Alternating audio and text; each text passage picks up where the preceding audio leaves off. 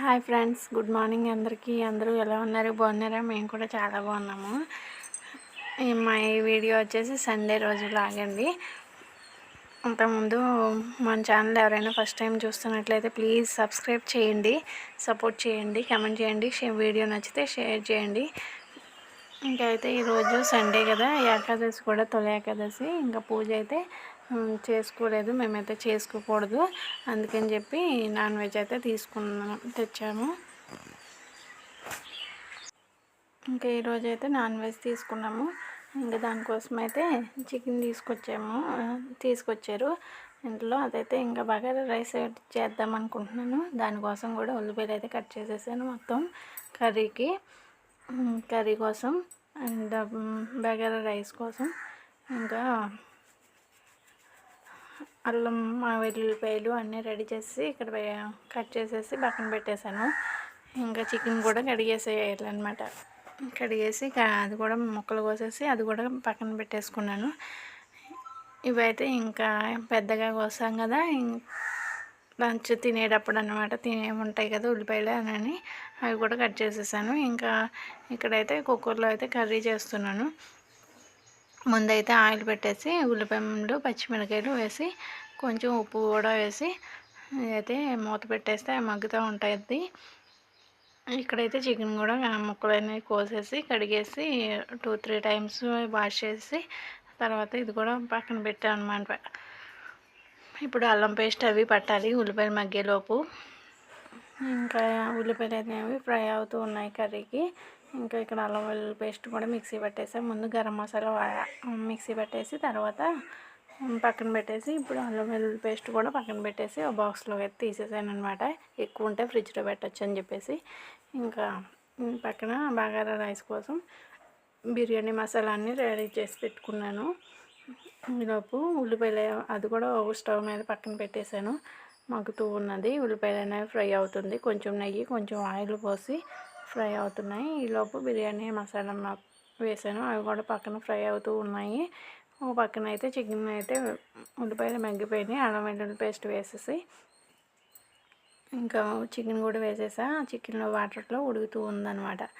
ఇంకా ఇప్పుడు పసుపును కారం కూడా తగినంత వేసేయాలి, చికెన్ కర్రీకి సరిపడాగా అనమాట. ఇప్పుడు వేస్తే విజిల్ పెట్టినప్పుడు మొక్కకు కూడా పప్పు కారం అనేది బాగా పడుతుంది. ఇప్పుడే సరిపడగా ఎంత పడుతుందో చూసుకుని వేసుకోవాలి. ఇంకా ఒక పక్కన అయితే చికెన్ కర్రీ చూసుకుంటూ ఒక పక్కన అయితే బగారా రైస్ కూడా చేసేస్తున్నాయి. ఇలాగైతే ఫాస్ట్గా అయిపోతుంది కదా, మనం అన్నీ కట్ చేసి పెట్టుకోవడమే లేట్ అవుతుంది. నాకైతే ఇంకా స్టవ్ దగ్గర అయితే ఎంతోసేపు పట్టదు కదా, అన్నీ కట్ చేసి పెట్టేసుకుంటే ముందు మనకి వండేటప్పుడు ఈజీగా ఉంటుంది, ఫాస్ట్గా అయిపోద్ది, పని కూడా చాలా ఫాస్ట్గా అవుతుంది.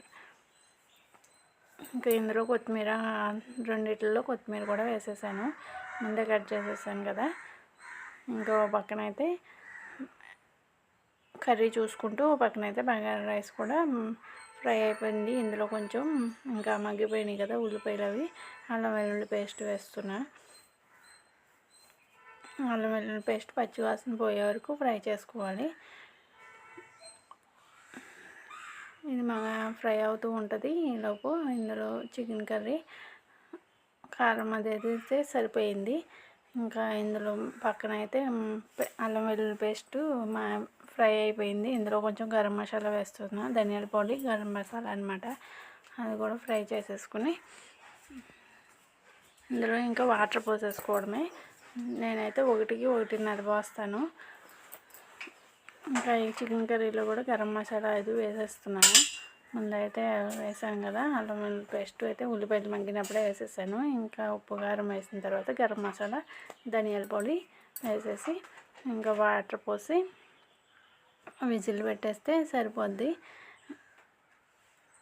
ఇంకా ఈరోజు అయితే ఏమీ వేయలేదండి, ఇందులో టమాటా వేయలేదు. అయినా కానీ అసలు ఘాట్ అనేది లేదు. కర్రీ అయితే బాగా వచ్చింది టేస్టీగా. ఇంకా వాటర్ పోసి ఇంకా విజిల్ అయితే పెట్టేశాను. ఇంకా విజిల్ అయితే వచ్చినాయి, 5 విజిల్స్ వచ్చాక ఆఫ్ చేసేసాను. చూసిందా కర్రీ అయితే ఇంకా ప్రెజర్ అంతా పోయిన తర్వాత ఇంకా దగ్గరికి అయితే ఎగిరిన తర్వాత ఇదిగోండి కర్రీ చూసారా ఎంత బాగుందో. టేస్ట్ కూడా అలాగే ఉంది, అస్సలు కారం అనేది లేదు.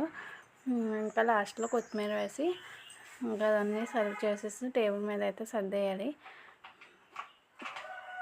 ఈ పక్కన అయితే బగారా రైస్ కూడా రెడీ అయిపోయింది.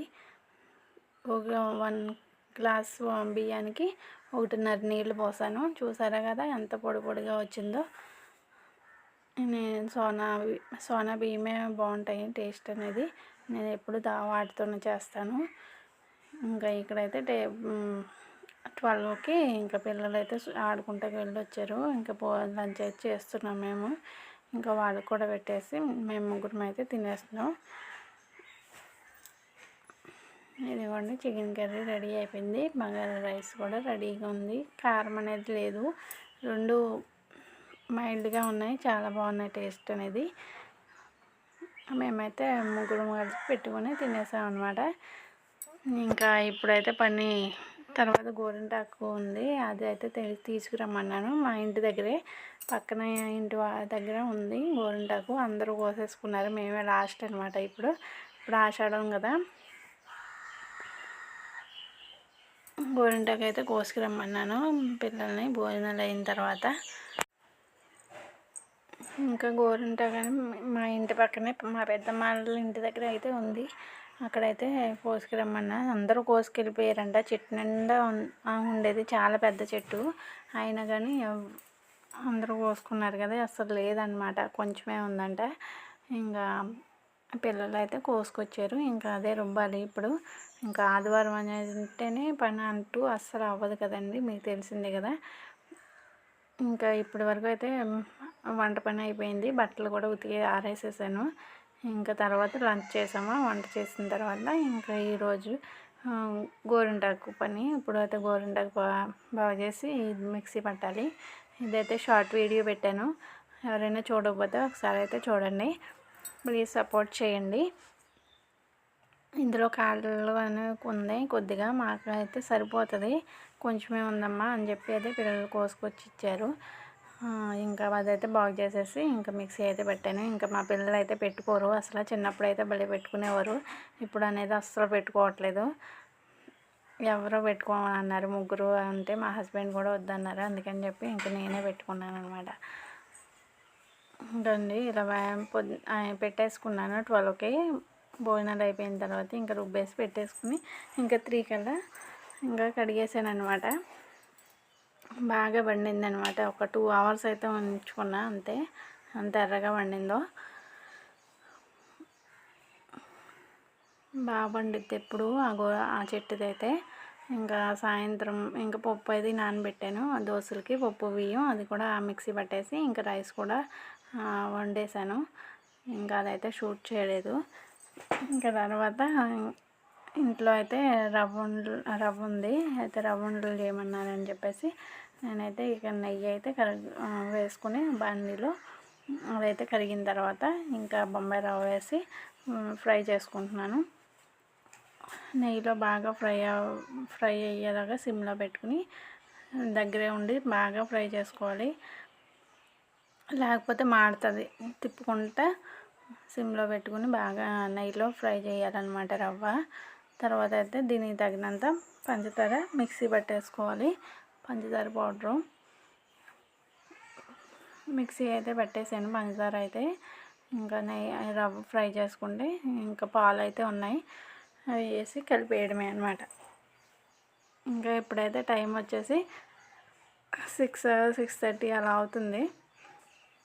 ఇంకా అందరం అయితే పిల్లలు అయితే స్నానాలు అయిపోయినాయి. అన్నీ అయిపోయిన తర్వాత మేము కూడా స్నానం చేసేసి అప్పుడు ఈ రవ్వండలు అనేవి చేస్తున్నాం, ఎంతోసేపు పట్టదు కదా అని చెప్పేసి. తర్వాత రవ్వండలు చేసేసి అప్పుడు డిన్నర్ అయితే చేద్దామని చెప్పేసి ఇంకా రవ్వ అయితే ఫ్రై అవుతుంది.